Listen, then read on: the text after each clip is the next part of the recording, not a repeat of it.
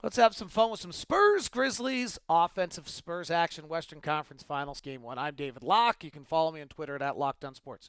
Understand what the Spurs want to do usually is left baseline, dunk Parker coming left to right off a Duncan pick, and they don't run it at all. They just run variations off it and expose Memphis the whole time. Here's the first play of the game.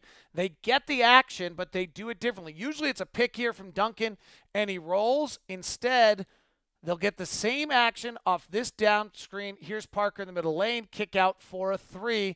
And if we look at the freeze frame, you can't tell here whether he came off the dribble or got on the pass. Beautiful alteration of the offense there. Now, the other thing they do, instead of setting the pick to the middle, they start playing and letting the Grizzlies force baseline by setting the pick to the baseline. Here's Parker. Splitter sets the pick. One-on-one on Zach in the pick and roll. They flip it out to Duncan. You'll see the same thing with Bonner getting threes later, but there it is, the bounce pass in. Gasol's got to rotate down as the other big, leaving Duncan wide open. And they'll use this a lot where they set the pick to the baseline to free. Here it is, Splitter flips it, he gets out. Now Parker's one-on-one on Zach Randolph and just rises up. There's the pick. Now he's matched up on Zach Randolph, and the key to this also is how high Parker is, and you'll see it here again. Parker's up high, Diaz's going to set it. It's up high above the free throw line, and now Parker is one-on-one with Zach Randolph with all sorts of room and nobody to get there to help him out in any way.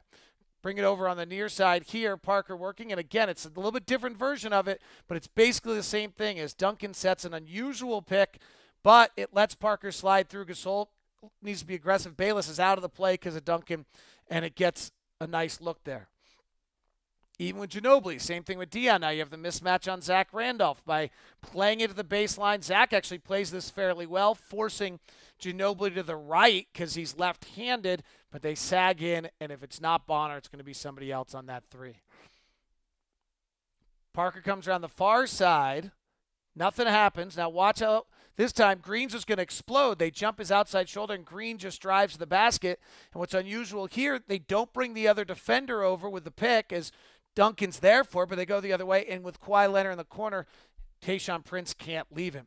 Nice variations the whole way. Here it is again, this time up to Bonner. This one's just not great defense because Allen doesn't rotate, but there's Duncan slipping the pick. So Zach Randolph, as you'll see on the next slide, has to slide down, leaving Bonner wide open. If it's not Bonner, it's going to be the next guy if Allen makes the rotation. And then almost just kind of a little bit of cruelty, final real offensive play of the first half, they run what they always run. Here it is, Parker to the middle. Now everything's working, and that gets an open three. Beautiful first half execution across the board by the San Antonio Spurs. I hope you enjoyed it. I'm David Locke. Follow me on Twitter at LockedOnSports or David Locke on Google+.